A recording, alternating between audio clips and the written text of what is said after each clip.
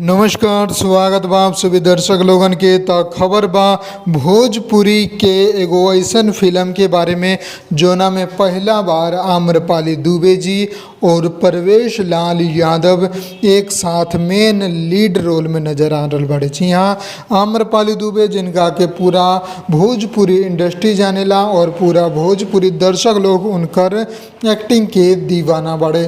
और दूसरा तरफ बाड़े जुबली स्टार दिनेश लाल यादव ने रहुआ के छोट भाई परवेश लाल यादव जी, जो कि पहली बार आम्रपाली दुबे जी के साथ में मेन लीड हीरो में काम कर रहल बड़े।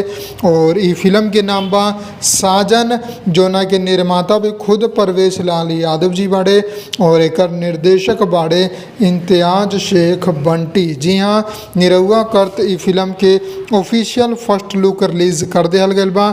आप लोग सामने स्क्रीन पर देख ही सकतानी। तो फिलहाल अभी एकर फर्स्ट लुक यानी कि ट्रेलर लुक आयल बा। बहुत जल्द एकर ऑफिशियल ट्रेलर भी आप लोगन के देखे के मिली।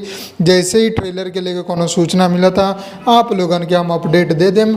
बस आप लोगन के करे के का बा, वीडियो के लाइक ज़्यादा से ज़्यादा शेयर करे के बा, चैनल के सब्सक्राइब करके बेल आइकन दबा देवे के बा।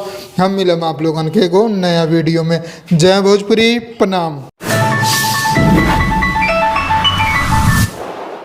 लाल बटन के दबा के अपने के चैनल के सब्सक्राइब कर ली और सभी खबर सबसे पहले देखे खातिर एक घंटे के बटन के भी दबा दी, ताकि जितना भी खबर डालम आप सबसे पहले फ्री में देख लें।